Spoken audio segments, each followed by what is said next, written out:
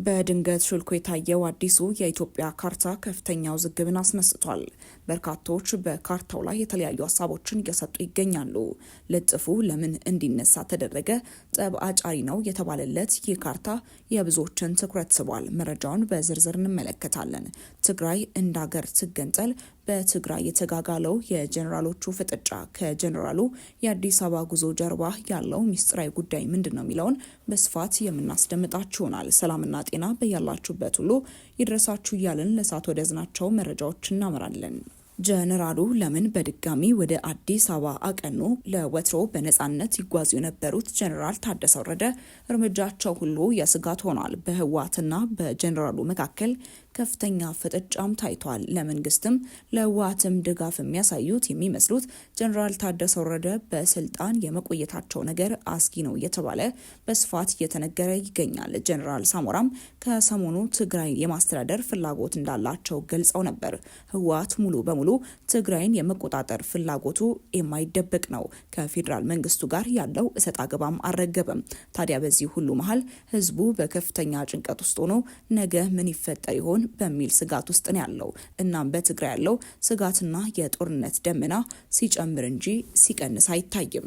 ታዲያ በዚህ የተፈናቃዮች ጉዳይ የፕሪቶሪያው ስምምነት ተፈጻሚ አልሆነም በሚለው የህወሓት ክስ የጦርነት ስጋትና የህዝቡ አስጊ ሁኔታ ትግራይን በተቆጣጠረበት ጊዜ የትግራይ ጊዜ አስተዳደር በድጋሚ ወደ አዲስ አበባ ማቅናት ከጀርባ ያለው ሚስጥራዊ አጀንዳ ምንድን ነው? ጀነራሉ ወደዚያ ለምን አቀኑ? ጀነራል ሳሞራ ታደሰ ወረደ እያሉ ለምን ትግራይን የማስተዳደር ፍላጎት አደረባቸው? ጀነራሎቹ በየፊናቸው ትግራይን እየቆራረሷት ነው። ሜጀር ጀነራል ክንፈ ዳኘው ከዚህ ቀደም ሲናገሩ ከኢትዮጵያ ተገንጥለን እንደ ኤርትራ ነጻ ሀገር እንፈልጋለን ማለታቸው ይታወሳል። ይህ ንግግራቸው በቀጥታ ትግራይን ከኢትዮጵያ የመገንጠል ፍላጎት ቁልጭ ብሎ የታየበትም ነው።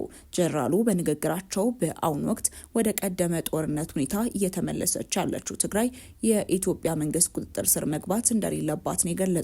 በተጨማሪም የትግራይ ኃይሎች ከአብይ ይልቅ ከኢሳያስ ጋር መወዳጀት እንዳለባቸው በግልጽ ተናግረዋል።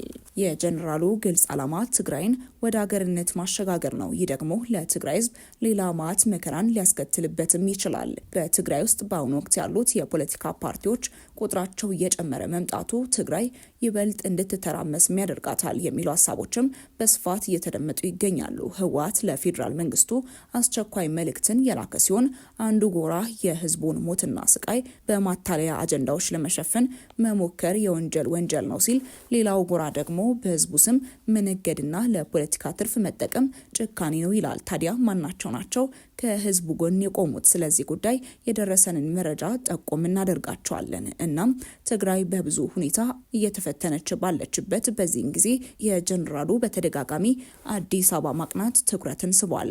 ከቀናት በፊት አጣብቀኝ ውስጥ የገቡት የትግራይ ጊዜ አስተዳደር ፕሬዝዳንት ጀነራል ታደሰ ወረደ አዲስ አበባ መግባታቸው የተሰማ ሲሆን ጀነራሉ በሁለት ሳምንት ገደማ ልዩነት ወደ አዲስ አበባ ያቀኑት ከፌዴራል መንግስት የተሰጣቸውን ቁልፍ የቤት ስራዎች ለማስፈጸም መቸገራቸው የተነገረ ባለበት አጋጣሚ ነው።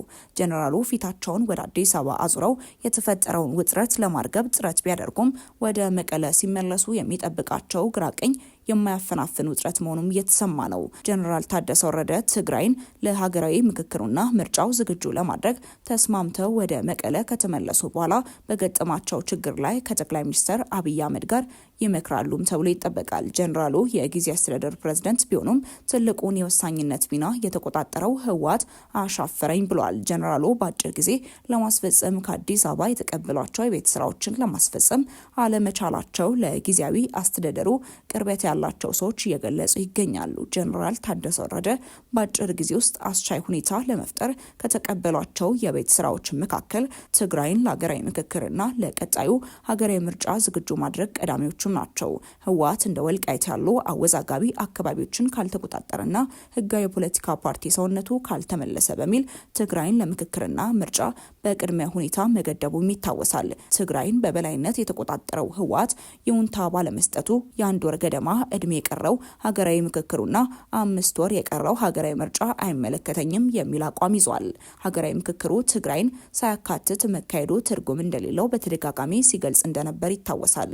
ይሁን እንጂ በመጨረሻው ምዕራፍ ላይ ደርሻለሁ ያለው የምክክር ኮሚሽን የትግራይን አጀንዳ መሰብሰብ የሚቻልበትን ሌላ አማራጭ እያማተረ መሆኑም እየተሰማ ነው። 7ኛው ሀገራዊ ምርጫ ቢሆንም በተመሳሳይ ባለፉት 5 ዓመታት ያልተወከለውን የትግራይ ህዝብ ማካተቱ አለመረጋገጡ ጥያቄ እያስነሳ ነው። ምርጫ ቦርድ በትግራይ ክልል አስቻይ ሁኔታ መኖር አለመኖሩን ከጀኔራል ታደሰ ወረደ አስተዳደር መረጃ እንዲቀርብለት የጠየቀ ቢሆንም ህወሓት እስካሁን ድረስ ይሁንታ አልሰጠም። በፌዴራልና በህወሓት ውጥረት አጣብቂኝ ውስጥ የገቡ የሚመስሉት ጀኔራል ታደሰ ወረደ እጃቸውን አጣጥፈው ላለመቀመጥ እየሞከሩ እንደሆነም ተሰምቷል። ይሁን እንጂ ሰሞኑን ይበልጥ ያየለው የህወሓትና የፌዴራል መንግስት መወነጃጀል የተሞላው ምልልስ ውጥረቱን ያባባሰው ይመስላል። በተያዘም ህወሓት ለፌዴራል መንግስቱ መልእክትን አስተላልፏል። መንግስት ምዕራብ ትግራይን የወረሩ ታጣቂዎችን የማስወጣት ኃላፊነቱን ይወጣ ሲል ህወሓት አስታወቀ።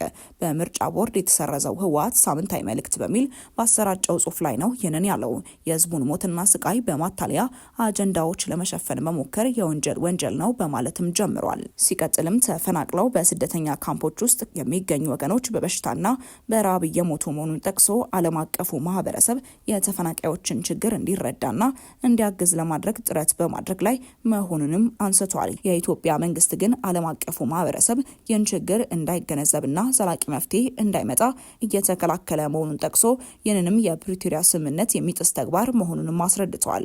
ጽሑፉ ሲቀጥልም የትግራይ ህዝብና ህወሓት የተኩስ አቁም ስምምነት ወደ ዘላቂ ሰላም እንዲሸጋገርና ሌላ የዘር ማጥፋት ወንጀል እንዳይመጣ በተደጋጋሚ ሲገልጽም ቆይተዋል ካለ በኋላ የኢትዮጵያ መንግስት ግን ስምምነቱን ተግባራዊ ከማድረግ ይልቅ የሴራና የማታለያ አጀንዳዎችን እያካሄደ እንደሚገኝ አስታውቋል። በአጠቃላይም የኢትዮጵያ መንግስት የፕሪቶሪያውን ስምምነት ከመጣስ ተቆጥቦ ምዕራብ ትግራይን የወረሩትን የታጠቁ ቡድኖች ማስወጣት ይኖርበታል። በራብና በበሽታ የሚሞቱ ወገኖቻችን ደህንነታቸውን በማረጋገጥ ወደ ቤታቸው እንዲመለሱ የማድረግ ኃላፊነት መወጣት አለበትም በማለት አሳስቧል። ይህ በእንዲህ እንዳለ የስምረት ዲሞክራሲያዊ ፓርቲ ትግራይ የምክር ቤት አባል የሆኑት አቶ ጣመ አረዶም ለአዲስ ዘመን በሰጡት ቃል ደግሞ ተፈናቃዮች እንዳይመለሱ እንቅፋት የሆነው ህወሓት መሆኑን ገልጸዋል። አቶ ጣመ ሲናገሩ በትግራይ ክልል ውስጥ በቀደመው ህወሓት ስም የሚንቀሳቀሰው ህገወጥ ቡድን ተፈናቃዮች እንዳይመለሱ ብዙ ስራዎችን እየሰራ ነው። ተፈናቃዮችን በመያዣነት አግቶ ለፖለቲካ ፍጆታ እየተጠቀመባቸው ነው። በተፈናቃዮች ስም መነገድና ለፖለቲካ ትርፍ መጠቀም ጭካኔ ነው ሲልም ገልጿል። ወደ ቀጣይ ጉዳያችን ስናምራ የኢትዮጵያ ወታደራዊ መኮንኖች ይዘውት የታዩት የአሰብና አካባቢው የካርታ ይዞታ ትኩረት ለመሳብና ጸብ አጫሪ ነው ሲሉ የማነ ገብረ መስቀል ተናገሩ።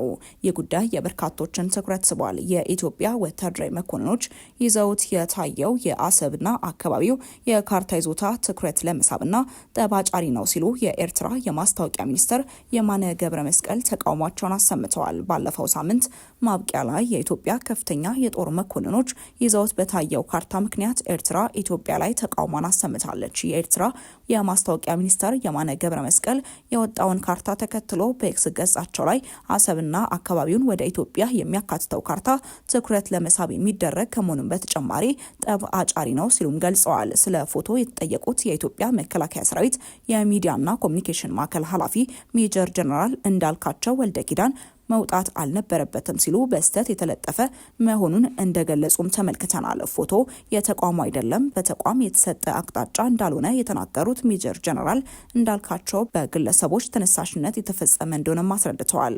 እሁድ ዕለት በተካሄደው የኢትዮጵያ ሰራዊት አባላት ምረቃ ላይ ከፍተኛ መኮንኖች ይዘውት የታየውና በማህበራዊ ሚዲያ ላይ ተሰራጭቶ የነበረው ምስል እንዲነሳ ተደርጓል። ከጠቅላይ ሚኒስትሩ ጀምሮ ከፍተኛ የኢትዮጵያ ባለስልጣናት ከ30 ዓመታት በፊት ሀገሪቱ ያጣችውን የባህር በር መልሳ ማግኘት አለባት የሚል አቋም በስፋት እያራመዱ በሚገኝበት ጊዜ ነው ካርታው በወታደራዊ ምረቃ ስነ ስርዓቱ ላይ የሚታየው። የኤርትራው የማስታወቂያ ሚኒስትር ለዚህ በሰጡት ምላሽም የኢትዮጵያ ከፍተኛ ወታደራዊ ባለስልጣናት በ2026 አዲስ ዓመት ጅማሬ ግዴለሽ ጠባጫሪነትና በጦርነት አጀንዳ ተጠምደዋልም ብለዋል። ኢትዮጵያ ካለፉት ጥቂት ዓመታት ወዲህ የራሷ የሆነ የባህር በር የማግኘት አጀንዳን በማንሳት በተለያዩ መልኮችም ጥረት እያደረገች መሆኑንም አስታውቃለች። ባለስልጣናቱ ሀገሪቱ ሀገሪቱ ያላግባብ አጣችሁ ያሉትን የባህር በር መልሳ እንደምታገኝ በእርግጠኝነት እየተናገሩ ነው። አቶ የማነ ይህንን የኢትዮጵያ ባለስልጣናት ፍላጎት ግዴለሽና አደገኛ በማለት ገዢው ብልጽግና ፓርቲን ሀሰተኛ መረጃ በማሰራጨትም ከሰዋል። ውድ ተመልካቾቻችን ለእሳቱ የነበረን መረጃ ይህንን ይመስል ነበር። አብራችሁን ስለነበራችሁ እጅግ አድርገን እናመሰግናለን። በቀጣይ እስክንገናኝ ድረስ መልካም ቆይታ